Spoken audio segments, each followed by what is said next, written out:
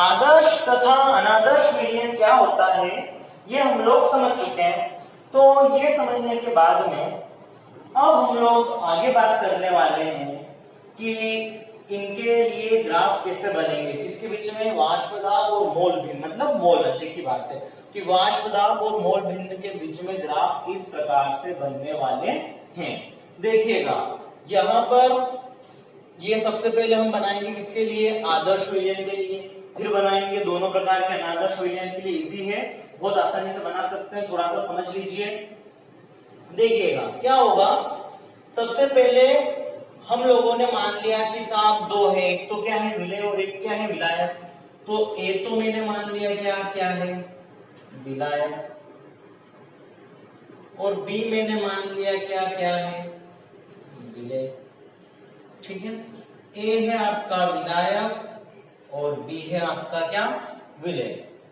ठीक है, अब आपको पता है ए को हमेशा विलायक मानते हैं, तो प्रारंभ में कौन था, केवल विलायक था, विलय तो बाद में मिला। मतलब प्रारंभ में जितना भी 100% है, 100% मतलब कुल मोल अंश कितना होता है, ध्यान रखो हमेशा कुल मोल अंश कितना होता है ए। तो पहले मोल भिन्न या मोल अंश जो था वो केवल विलायक का था, मतलब 1 से बराबर कितना था ए। 1 से मतलब क्या होता है मोल अंश, तो केवल ए का मोल अंश था 1 से बराबर है। और विलय का, विलय मतलब बी का मोल अंश था मतलब 1 से बराबर क्या था 0 शुरुआत में। ठीक है, फिर क्या होगा, हम उसमें विलय मिलाते गए और विलय मिला के हमने इतना विलय मिला दिया कि मतलब उसमें विलायक का कोई अस्तित्व ही ना रहा। मतलब विलायक की मोल भिन्न मतलब किसके बराबर हो गई 0 के बराबर, नगण्य हो गया विलायक, और उसमें विलय बहुत ज्यादा हो गया, मतलब विलय का मोल अंश कितना हो गया 1। वो वाली कंडीशन कहां पर है, यहाँ पर। अब मुझे इस सिचुएशन को किसके साथ, वाष्प दाब के साथ क्या करना है, प्लॉट करना है। कैसे बनूंगा ग्राफ, देखिएगा सबसे पहली बात आपको पता है राउल का नियम क्या कहता है, आदर्श विलयन राउल के नियम का पालन करते हैं। तो राउल का नियम क्या कहता है कि वाष्प दाब जो होता है वो इसके मोल भिन्न के क्या होता है, समानुपाती। तो प्रारंभ में इसकी मोल भिन्न सर्वाधिक है, 1 है विलायक की, तो इसका जो वाष्प दाब होगा वो भी क्या होगा, सर्वाधिक होगा प्रारंभ में। तो ये मान लेते हैं कि इसका सर्वाधिक वाष्प दाब। अच्छा कितना होगा, तो साहब सीधी सी बात है, शुद्ध केवल विलायक है, शुद्ध विलायक और शुद्ध विलायक का वाष्प दाब क्या होता है पी नॉट ए। तो यहाँ पर मान लीजिए शुद्ध विलायक का वाष्प दाब हो गया कितना, पी नॉट ए। और धीरे धीरे क्या होगा, देखिए इसका मोल अंश क्या होता जा रहा है, कम होता जा रहा है, और हमें पता है वाष्प दाब क्या होता है, मोल अंश के समानुपाती। इट मींस इसका वाष्प दाब भी क्या होता जाएगा, कम होता जाएगा। ये देखिए, और कम होते होते है ना, स्ट्रेट लाइन है, थोड़ी सी टेढ़ी हो सकती खींचने में दिख सकते हैं आपको, बट टोटल स्ट्रेट लाइन खींचनी है, सीधी लाइन। ठीक है, तो कुल मिलाकर कम होते जब इसका मोल अंश भिन्न 0 के बराबर होगी नगण्य, तो वाष्प दाब भी क्या हो जाएगा 0 के बराबर। ओके, ये बात तो हमने कही इकाई के लिए, इसके लिए XA के लिए। अब बात करें इकाई की XB की, तो XB मतलब विलय, ये बात तो इकाई के लिए विलायक के लिए है ना, ये विलायक का ग्राफ है। ठीक है, ध्यान रखिएगा, ये ठीक है बाद में लिख देंगे, ये वाला ग्राफ का है आपके विलायक का। ठीक है, अब उसके बाद में हम बात करें विलय की, तो विलय का प्रारंभ में मोल भिन्न कितनी थी 0, विलय पहले मिलाया नहीं हुआ था, तो उसका वाष्प दाब भी कितना होगा 0, क्योंकि उसके मोल भिन्न के समानुपाती होता है, तो वाष्प दाब भी कितना था 0। अब धीरे धीरे देखिए विलय के लिए बी के लिए क्या होता जा रहा है, धीरे धीरे मोल भिन्न क्या होती जा रही है, बढ़ती जा रही है, कितनी हो जाएगी 1। तो इट मींस वाष्प दाब भी क्या हो जाएगा, इसका बढ़ता जाएगा। ये देखिए वाष्प दाब भी क्या होता जा रहा है, बढ़ता जा रहा है, ये मान लीजिए यहाँ तक आगे। ठीक है, तो वाष्प दाब भी क्या होता जा रहा है, इसका बढ़ता जा रहा है, और बढ़ते बढ़ते केवल शुद्ध अवस्था में कोई भी चीज पहुंच जाए तो शुद्ध अवस्था का वाष्प दाब कितना होता है पी नॉट, और बी का है तो क्या कर देंगे पी नॉट बी, तो कितना हो जाएगा इसका पी नॉट बी। ओके, ये हो गया काय के लिए, विलय के लिए। अब बचा कौन, विलायक। तो देखिए विलायक के लिए भी हमने कुल दाब का सूत्र निकाला था, सॉरी विलायक हो गया, विलय हो गया विलयन, तो विलयन के लिए भी हमने कुल दाब का सूत्र निकाल रखा है, और ये भी किसके ऊपर डिपेंड कर रहा है, मोल अंश पर। इट मींस इसका भी वाष्प दाब क्या होगा, मोल अंश के अनुसार क्या होगा, बढ़ता जाएगा। तो यहाँ पर भी क्या होगा, ये बी के XB के अनुसार क्या होता जाएगा, बढ़ता जाएगा, XB बढ़ता जाएगा, तो विलयन का भी क्या होता जाएगा, बढ़ता जाएगा। ये हमने आपको याद हो तो मैंने वहां पे लिखाया भी था, ये क्या है उसका रेखीय फलन है। ठीक है, रेखीय फलन है मतलब ये रेखा में, सीधी रेखा में क्या होता जाएगा, एक्स के साथ साथ कुल दाब क्या होता जाएगा, बढ़ता जाएगा। तो ये देखिए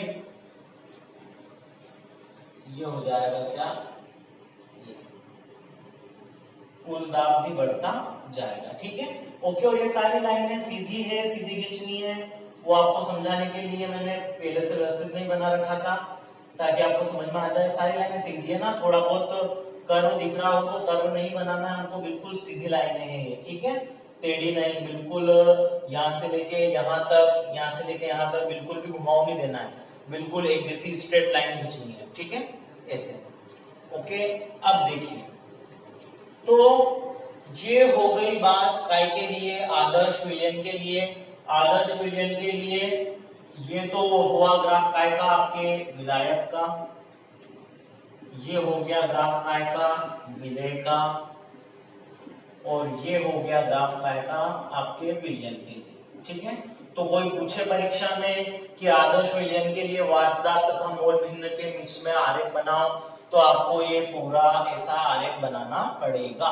ठीक है, ओके, ध्यान रखिए, ये पूरा आपका ग्राफ बन गया।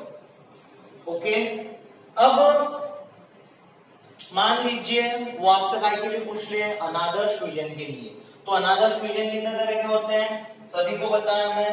अनादर्श विलयन होते हैं कितने तरह के, दो तरह के। एक होता है क्या, धनात्मक विचलन वाला, और एक होता है क्या, ऋणात्मक विचलन वाला। तो हम बात कर रहे हैं कि अनादर्श विलयन के लिए, अनादर्श विलयन, और अनादर्श विलयन में पहले नंबर पे मैं बात कर रहा हूं काय की, धनात्मक विचलन, क्योंकि वो आदर्श विलयन के लिए वो वाला ग्राफ बना लीजिएगा, जो ये वाला ग्राफ था ना, ये वाला ग्राफ आप आदर्श विलयन के लिए बना लीजिएगा। ओके, पॉज करके, आप पॉज करोगे तो मैं रुक जाऊंगा। ठीक है, और ये बन जाएगा। अब ये बनाने के बाद में अब हम धनात्मक विचलन के लिए बनाएंगे। देखिएगा कैसे बनेगा, कुछ नहीं है, धनात्मक विचलन मतलब क्या होगा, बढ़ेगा। ये ध्यान रखिए, हर चीज पॉजिटिव होती है, तो यहाँ पर भी आप कुछ नहीं करना। ये विलायक के लिए इससे प्लस में, मतलब उधर जाओगे तो ऊपर प्लस में जाएगा, नीचे आएगा तो माइनस में, तो ऊपर की साइड कर्व दे दो, ये इसको जिस प्रकार से ये बन गया काय के लिए, धनात्मक विचलन में विलायक के लिए। ठीक है, ओके। इसी प्रकार से आदर्श विलयन में विलयन के लिए कौन सा था, ये वाला, तो उधर की साइड रहेगा ज्यादा में धनात्मक विचलन प्लस वाला उधर की साइड, तो इसको यूं बना देंगे अपन कुछ इस प्रकार से। ये देखिएगा, ये ऐसा कर्व दे दिया, तो ये बन गया काय के लिए, विलय के लिए।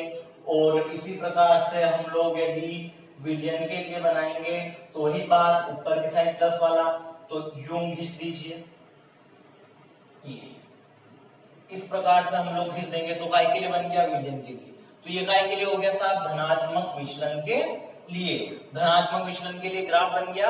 ये सारे मतलब क्या, कुछ नहीं करना, क्या करना, कुल मिलाकर जो आदर्श विलयन के लिए मैंने ग्राफ बनाया है ना, वही ग्राफ बनाओ, और उसके बाद में क्या करो, उनको ऐसा प्लस की साइड में ऐसा कर्व दे दो। ठीक है, ये उधर की साइड में यूं कर देंगे, यूं कर देंगे, यूं कर देंगे, तो काय के लिए बनाएगा, धनात्मक विचलन के लिए। उसी प्रकार से जब ऋणात्मक विचलन के लिए बनाना होगा, किधर की साइड बना देंगे हम, नीचे की साइड। तो इतना मेरे ख्याल से आपको बनाना आ रहा होगा, कैसे बनाना है। ठीक है, अब देखिए ऋणात्मक विचलन के लिए कैसे बनेगा, है ना, और इन लाइनों को चाहो तो आप लोग डॉट डॉट डॉट कर दो, है ना। धनात्मक विचलन के लिए बना लीजिएगा ग्राफ, है ना, इनको ये आदर्श विलयन के लिए बनाओ, उसको डॉट डॉट में बनाओ आदर्श विलयन के लिए, क्योंकि आदर्श के लिए बना रहे हैं, ये आदर्श वाली लाइन सारी डॉट डॉट डॉट कर दीजिए, चाहे तो ऐसे। ठीक है, ये आदर्श विलयन वाली सारी लाइन है, ये वाली, ये सारी आदर्श विलयन की लाइन है। ठीक है, और धनात्मक ये सारी लाइनें डॉट डॉट वाली कौन सी है, आदर्श विलयन के लिए। और ये जो इनके ऊपर जो कर्व दे रखे हैं, ये है साहब आपके काय के लिए, धनात्मक विचलन के लिए। तो कैसे बनाएंगे ग्राफ, पहले तो ऐसा आदर्श विलयन वाली डॉट डॉट डॉट वाली लाइनें बना लो, और उसके बाद में क्या करो, ऊपर की साइड कर दो, तो क्या बन गया, धनात्मक विचलन के लिए क्या बन जाएगा, आपका ग्राफ बन जाएगा। फटाफट बना लीजिए। ठीक है, पॉज करके बना लो। अब हम लोग बात करेंगे काय के लिए, ऋणात्मक विचलन के लिए। अब देखिएगा ऋणात्मक विचलन के लिए कैसे बनेगा ग्राफ,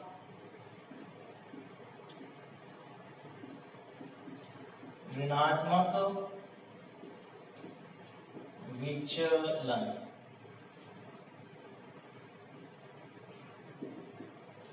ठीक है, देखिएगा ऋणात्मक विचलन के लिए क्या होगा। ऋणात्मक विचलन के लिए ग्राफ कैसे बनेगा समझिएगा।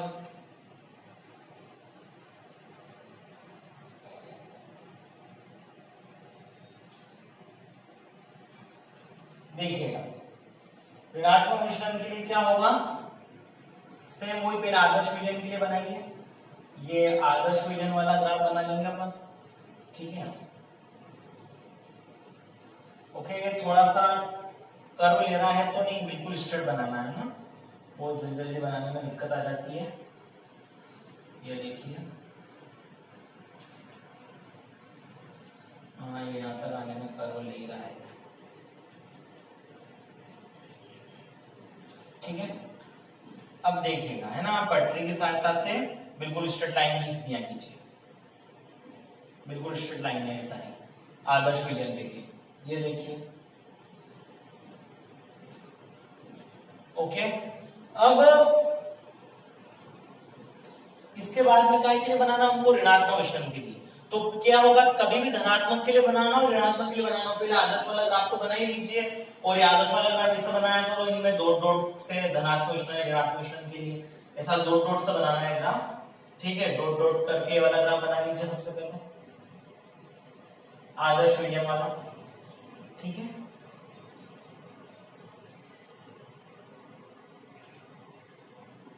और आदर्श विलयन वाला ग्राफ बनाने के बाद में करना कुछ नहीं है। धनात्मक विचलन था तो उधर की साइड प्लस वाली साइड हमने पढ़ाया था, ऋणात्मक विचलन है तो माइनस वाली साइड कर देंगे ना, कम हो जाएगा वास्ता, तो कम किधर होगा, इधर की साइड, ज्यादा तो उधर होता था, उधर धनात्मक विचलन के लिए कम इधर की साइड होगा। तो हम क्या कर देंगे, इस प्रकार से नीचे की साइड क्या दे देंगे, इसको कर्व दे देंगे, ये ऐसा, इस प्रकार से सभी ग्राफ को। एक और इस वाले ग्राफ के लिए भी इधर की साइड कर्व दे देंगे। तो ये हो गया ग्राफ काय के लिए, ऋणात्मक विचलन के लिए, ठीक है। ओके, तो ये भी क्या कर लीजिए, बना लीजिएगा आप लोग ग्राफ सारे, ठीक है ना। सारे के सारे ग्राफ हो गए आपके, आदर्श विचलन का भी हो गया, धनात्मक विचलन का भी हो गया और ऋणात्मक विचलन का भी ग्राफ हो गया। उम्मीद कर रहा हूं आपको समझ में आया होगा।